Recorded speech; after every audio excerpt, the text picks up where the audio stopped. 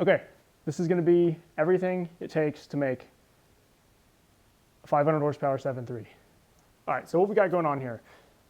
We are doing a 450 to 480 horsepower 7.3 build on a 99 Excursion. And this is going to be in Thomas's truck. He's one of our support guys. And he's basically starting from a bone stock truck, and we're going to do all the work and install everything along the way, hopefully record the whole process and show you guys what that looks like before and after. We've got dyno results from before and after and everything too. First, what we've got is the basic irate diesel T4 mount kit.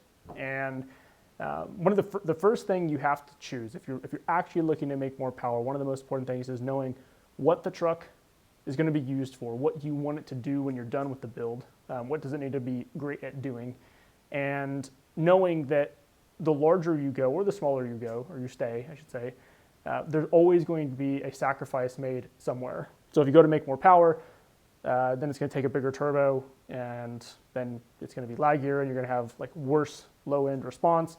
If you stay too small, obviously the thing you're sacrificing is maximum power output or fun. What he's done here is pretty much what I would say is like the largest you should go on a truck you intend to use, rely on, to tow with, to have a nice daily driver. But you're okay with some sacrifices of like maybe stability, repairability. And so what we've got here is we've got an irate diesel T4 mount kit with a Borg-Warner S364.5 SXE. See if I can lever this thing out of there. There we go. Borg-Warner S364.5 SXE charger. This is a 364.5 millimeter compressor wheel, a 73 millimeter turbine wheel, and a 0.91 AR turbine housing. And the reason for that on this build is, like I said, we want to stay with a turbo that's small enough that it's going to be responsive, large enough to support making pretty good power with. This particular turbo in this configuration is a great turbo, anything from stock trucks all the way to around 480 or so horsepower. So around what a 205/80 injector is capable of making fuel-wise. He needed to replace his up pipes. He's going to replace his intercooler pipes. He needed a turbo. He needed to do all this anyway. He needed new boots and clamps. And he also wanted a truck that was going to be quite a bit of fun when he wanted to play with it. And so this was going to be a good match for that. The other option would have been to go just a tiny bit bigger. It doesn't cost much more to do a 480-ish horsepower build versus like a 550 horsepower build. It's basically the exact same thing, except we'd swap out the S364.5 SXE for an S366 SXE charger. That's generally what's going to work pretty well. But it's not about the price, it's about reliability. Once you break past 500, it's pretty likely that you're going to hook a rod. It's a lot more likely than if you stay below 500. And this is specifically on 94.5 to 2001-ish trucks. They switched somewhere in the middle of 2001. Ford switched to using powder metal rods. I wouldn't recommend any of what we're talking about today for that. We've got the up pipes. These are the T4 mount up pipes. We've got the support for the up pipes. And then the support is going to sit on where your pedestal was. Pedestal is going to get removed. It's going to sit on this plate, like so. We've got our downpipe 45, I guess. I'm not good with angles. Anyway, downpipe 45. So this is going to hook up the beveled end here. Is going to go directly onto the back of the turbo. And then it's going to have a second flange. So it's kind of a two-piece downpipe. It's going to hook up to your actual downpipe that comes in this T4 kit, like this, and then your turbo is going to sit, your turbo is going to be right here, your outlet on the turbine housing. We added the optional boot and clamp kit for this. He needed boots and clamps anyway. This is irate diesels. It's available on the website, 1020diesel.com, funded by parts. So this is going to be included in your T4 kit. This is going to connect to your intake tube, this guy right here, which is going to run from your, the other way, is going to run from your filter housing. So you'll have an intake filter. This is also an option. You can choose this on the website. It's just an S&B cone filter. This is going to connect to where your stock filter box is, and then run up into this intake tube right here, and then on into your turbo. So if you order the boot and clamp kit, the filter, then you won't need to buy an air intake kit. You won't need to buy anything else. This is basically everything you need for the whole build. You're going to have two 3¼ to 3 inch boots that are going to be longer. These are about, what, 6 inches, probably 7 inches. I need to measure it. You're going to have two shorter, just straight 3-inch boots, no ribbing, and these are for your spider, where your spider is going to go into the plenums. So it's going to be here and here. This is your cold side intercooler pipe is going to connect there via the one ribbed boot that you see here. If you order the optional boot and clamp kit, this is going to come with, it's going to have 11 3 to 3½ inch, 3 to 3/4 inch band clamps, and then it's going to have one 2 inch or 2 to 2½ inch band clamp, and that's what this last boot is for. This is for where the outlet of the turbo goes into your hot side intercooler pipe, and so it's neck down from 3 to 2½ I think that's what it is. And then you have your hot side and your cold side intercooler pipes. These are all stainless. This is going to be included with your T4 kit. Now, a couple things to note here. Super Duty trucks are going to have a 3-inch downpipe. Old body style trucks are going to have a 3-inch downpipe. A 4-inch downpipe just won't fit. Both ways, it's going to be a 2-piece downpipe. The other thing is, on an old body style truck, because they have no intercooler from the factory, you will need to purchase a intercooler. There's kits out there that you can buy. I wouldn't recommend buying a kit for it because it's going to be, you're going to end up wasting a lot of money. You're going to buy like an intercooler and piping, but you don't need the piping because the T4 kit comes with it, and you need this piping for the kit to work. So you'll just need a Super Duty intercooler. So any 99 to really 2006 Ford Powerstroke intercooler will work. And then you're going to need boots and clamps. Obviously, those are required. The other difference between old body style and Super Duty trucks is plenums. So these are the optional irate diesel plate style plenums. These are 3-inch plenums, and that is required for the T4 kit to work. The 1999 and a half to 2003 7.3s had 3-inch plenums from the factory. So you can reuse the stock plenums if you want to. It's really not a good idea if you're doing a big build. I know lots of guys get away with it and don't have problems, but they are pretty prone to leaking. A lot of times they're leaking from the factory and you don't realize it. So it's worth replacing them while it's apart. They're pretty cheap, under a couple $100 add-on for these.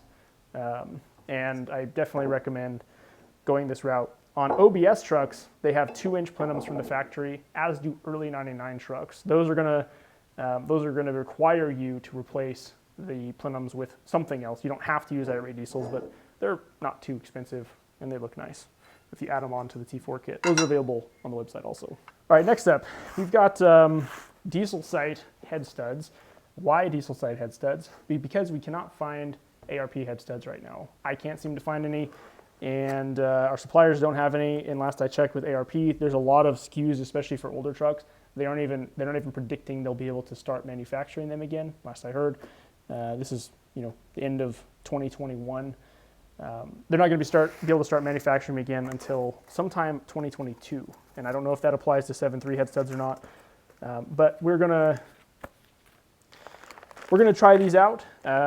These, I did ask them. These are they weren't manufactured by Diesel Sight. They were designed by Diesel Sight. They're not a rebrand of anything else. So we'll try them out on our own truck here or on Thomas's truck, and we'll see how they work.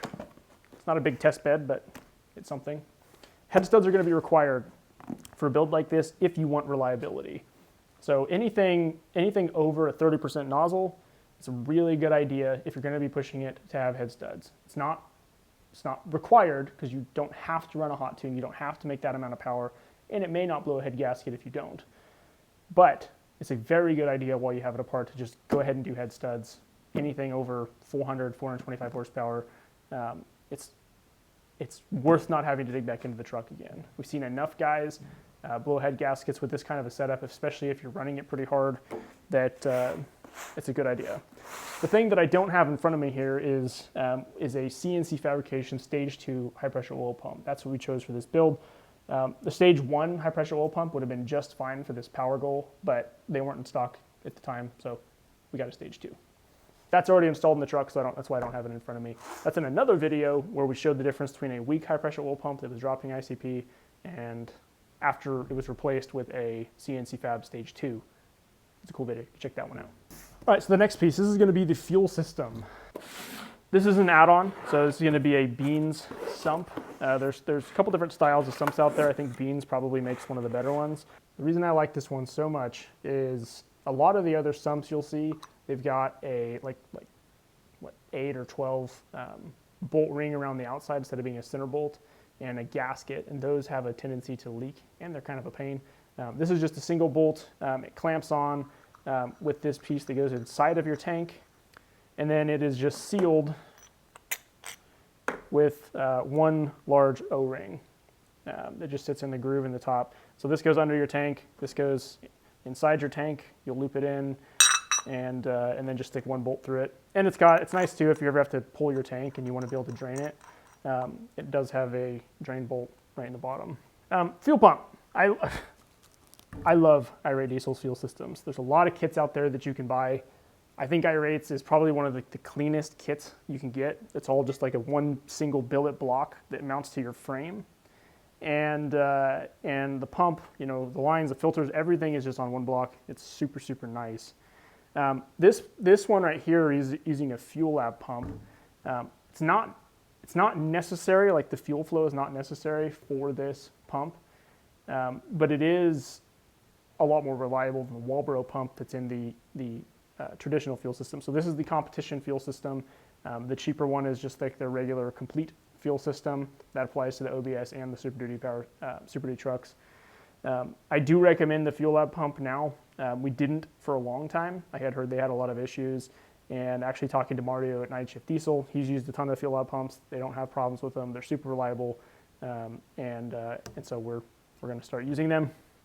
You've got your lines. These are the 4 lines for on top of the engine, and we'll talk more about that on the install, how those go. You got your wiring harness, extension for your fuel line, and then you've got the rest of your fuel line and fittings and everything that's going to come in the box too.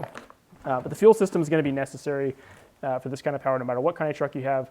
But a fuel system is also going to be necessary on OBS trucks with anything above like 300 horsepower.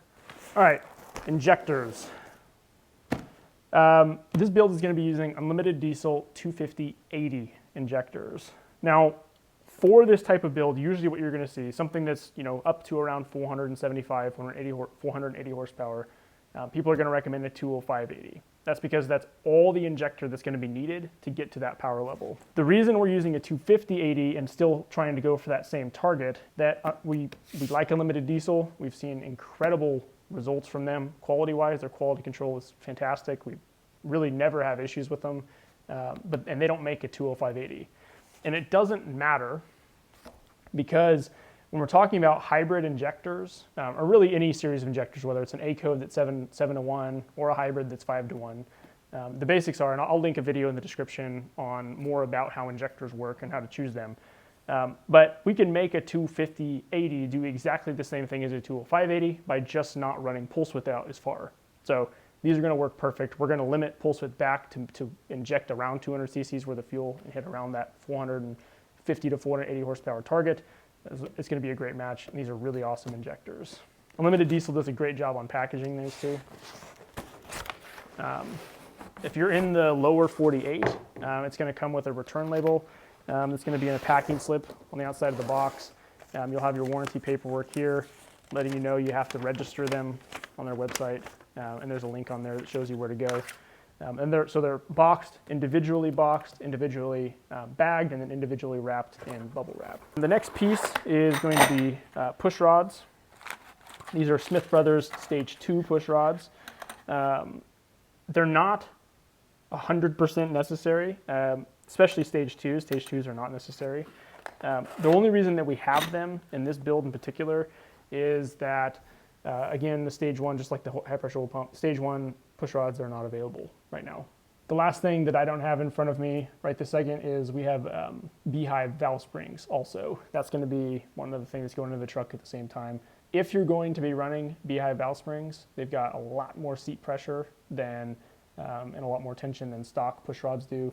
With that, you probably will end up bending the stock push rods, so definitely want to upgrade the push rods while you have it apart. So turbo, fuel system, we're going to be tuning it, injectors, push rods, head studs, valve springs, high pressure oil pump, and this is all going to the truck. We've got a before dyno video, and we're going to have another one of after. All these parts are available from us, 1023so.com. So if you want to check out the builds, you can check out our packages. A lot of the packages are going to be able to configure to contain all the same stuff we talked about here. If you're interested in doing a build like this, or any build on your 7.3, and you don't know what to buy, and maybe this doesn't seem like it's the right choice for you, jump on our website under the Plan Your Build tab. There's a form you can fill out. It will just ask you some questions about your truck, your goals, what you do with the truck, and that'll redirect you to schedule a call. So you can schedule like a 30, 40-minute call. You can sit down and talk to me about what the best parts are going to be to accomplish what you're looking for, and we can make a plan that's going to suit what you need to do with your truck.